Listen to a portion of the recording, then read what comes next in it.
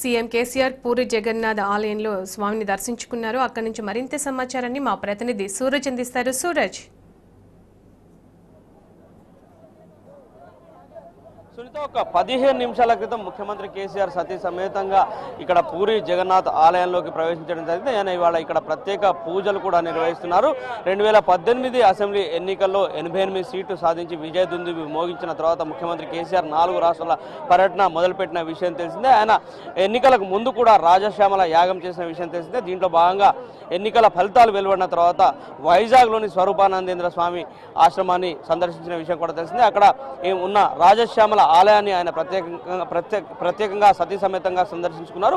అమ్మవారి ఆశీర్వాదంతో ఆయన ఈ 4 రాష్ట్రాల పర్యటన మొదలు పెట్టారని చెప్పేసి చెప్పాల్సి ఉంటుంది. దాంట్లో భాగంగానే నిన్న ఒడిశాకు ఆయన చేరుకోవడం జరిగింది. ఇక్కడ భువనేశ్వర్లో ఒడిశా ముఖ్యమంత్రి నవీన్ పట్నాయక్తో ఆయన కీలక భేటీ నిర్వహించారు. నవీన్ నివాస్లో నిన్న సాయంత్రం 6 గంటలకు నవీన్ పట్నాయక్తో ముఖ్యమంత్రి కేసీఆర్ భేటీ కొనసాగింది. ప్రధానంగా ఫెడరల్ ఫ్రంట్ ఏర్పాటు క్రమంలో ముఖ్యమంత్రి కేసీఆర్ నిన్న ఆయనతో కొంత కీలకమైన చర్చలు నిర్వహించినట్టుగా ఇరువురు కలిసి బ్రీఫ్ చేసిన ప్రెస్ మీట్లో మనకు తెలిసిన విషయం తెలిసిందే.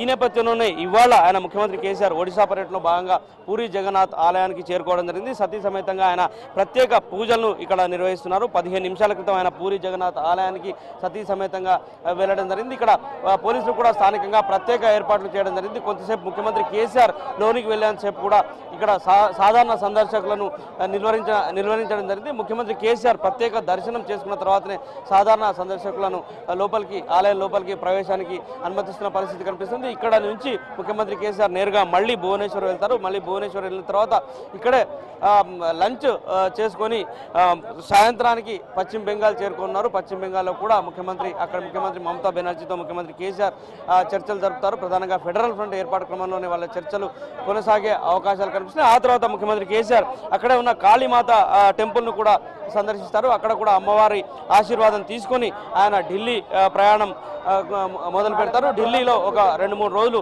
ఆయన ఉండబోతున్నట్లుగా మనకు అందుతున్న సమాచారాన్ని బట్టి తెలుస్తుంది. మొత్తం మీద ఎన్నికల ప్రచార ప్రక్రియను కూడా రాజశ్యామల యాగంతో మొదలుపెట్టిన ముఖ్యమంత్రి కేసీఆర్ తన 4 రాష్ట్రాల పర్యటన ఏదైతే దేశవ్యాప్తంగా రాజకీయంగా కొంత సమూలమైన మార్పు అవసరం ఉందని చెప్పేసి ఆయన చెప్తూ వస్తున్నారో దాన్ని కూడా రాజశ్యామల అమ్మవారు ఆశీర్వాదంతో మొదలుపెట్టారు. ఇక దిగ్విజయంగా ఆయన ముందుకు వెళ్తారని చెప్పేసి ఆయన తరఫున ఉన్న వాళ్ళు చెప్తున్న పరిస్థితి కనిపిస్తుంది.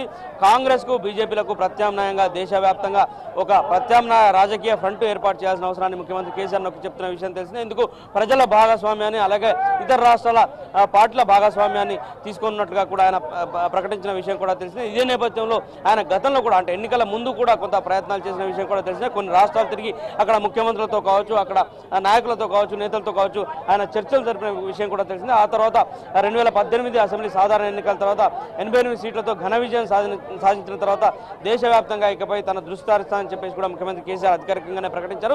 దీంట్లో భాగంగానే ఆయన ఒడిశా పర్యటనలో భాగంగా నిన్న నవీన్ నివాస్లో ఇక్కడ ముఖ్యమంత్రి నవీన్ పట్నాయక్తో భేటీ కావడం జరిగింది. ఇద్దరు కూడా తమ చర్చలు సఫలవంతంగా జరిగాయని చెప్పేసి సంతృప్తి వ్యక్తం చేయడం జరిగింది. దేశవ్యాప్తంగా కొంత రాజకీయ పరమైన ప్రత్యామ్నాయం రావాల్సిన అవసరాన్ని కూడా నవీన్ పట్నాయక్ నొక్కి చెప్పిన విషయం కూడా తెలిసిందే. ఈ నేపథ్యంలోనే ఇరువురు మధ్య కీలక అంశాలపైన చర్చ జరిగింది. అటు నవీన్ పట్నాయక్ 33% మహిళలకు రిజర్వేషన్ చట్టసభలో దానికి సంబంధించిన అంశాన్ని ముఖ్యమంత్రి కేసీఆర్తో ప్రస్తావించారు. ఇందుకు ముఖ్యమంత్రి కేసీఆర్ కూడా సానుకూలంగా స్పందించారు. ఇద్దరు కలిసి మరొకసారి భేటీ కావాల్సిన అవసరం ఉందని చెప్పేసి కూడా నిర్ణయం తీసుకున్న మేరకు మరొకసారి భేటీ అవ్వబోతున్నట్టుగా కూడా వాళ్ళు ప్రకటించిన పరిస్థితి కనిపించింది. ఇక నిన్న అంతా కూడా బిజీగా గడిపిన ముఖ్యమంత్రి కేసీఆర్ ఇవాళ ఈ ఆలయ సందర్శనతో తన ఒడిశా పర్యటనను మరొకసారి మొదలుపెట్టారు. ఇవాళ ఆలయంలో ఆయన ఇక్కడ పూరి జగన్నాథ్ ఆలయంలో ప్రత్యేక పూజలు నిర్వహిస్తున్నారు. ఆ తర్వాత ఇక్కడ నుంచి ఆయన కోల్కతా వెళ్ళి కోల్కతాలో కూడా అక్కడ ముఖ్యమంత్రి మమతా బెనర్జీతో భేటీ అయిన తర్వాత ఇవాళ సాయంత్రం ఆయన కాళీమాతను కూడా కోల్కతా కాళీమాతను కూడా సందర్శించుకుంటారు. కోల్కతాలో కాళీమాతను కూడా సతీ సమేతంగా ఆయన దర్శించుకోబోతున్నారు. అమ్మవారి ఆశీర్వాదం తీసుకొని ఆయన అక్కడి నుంచి నేరుగా ఢిల్లీ వెళ్తారు. ఆ తర్వాత ఢిల్లీ నుంచి ఒక 2-3 రోజుల తర్వాత హైదరాబాద్ చేరుకునే అవకాశాలు ఉన్నాయి. Right, thank you Suraj.